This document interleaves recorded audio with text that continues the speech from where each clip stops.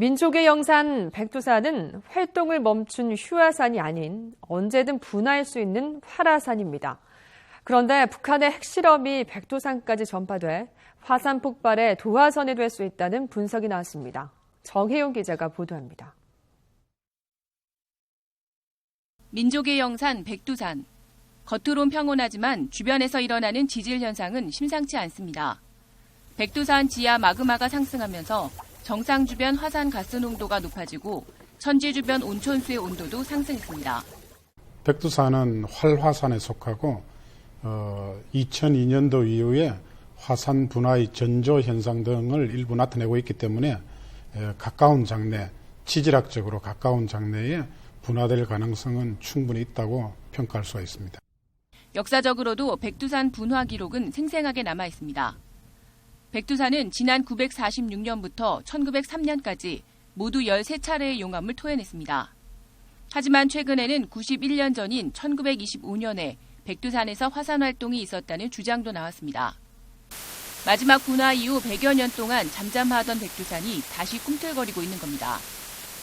그런데 이렇게 불안정한 백두산에 북한의 핵실험이 도화선으로 작용할 수 있다는 분석이 나왔습니다. 연세대 연구팀은 지진 규모 5.0에서 7.0의 지진이 발생할 경우 지진파가 백두산에 미치는 영향을 살폈습니다. 그 결과 마그마가 가득 찬 상태에서 규모 7.0의 인공지진이 발생하면 그 지진파가 만든 압력이 마그마방을 자극해 마그마가 분출하는 것으로 나타났습니다.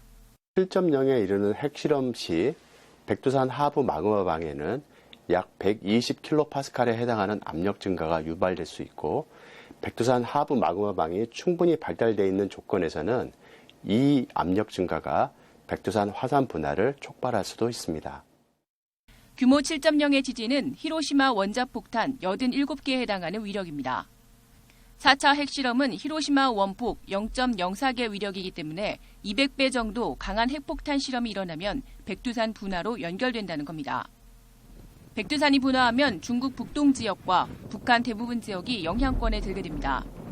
용암으로 인한 직접적인 피해뿐 아니라 화산재로 인한 2차 피해도 심각합니다.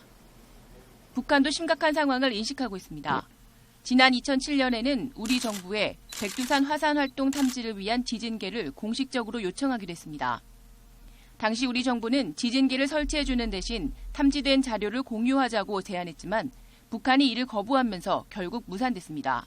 백두산에 지진계가 설치될 경우 북한 내부에서 하는 여러 군사활동이라든가 핵실험 같은 것들이 고스란히 기록될 확률이 높다는 것을 북한 정부가 잘 알기 때문에 자료 제공을 거부했습니다. 북한의 끊이지 않는 핵실험. 하지만 더 강해지는 핵실험이 백두산을 자극해 화산 폭발이라는 재앙의 부메랑으로 변할 가능성이 점차 커지고 있습니다. YTN 정혜윤입니다.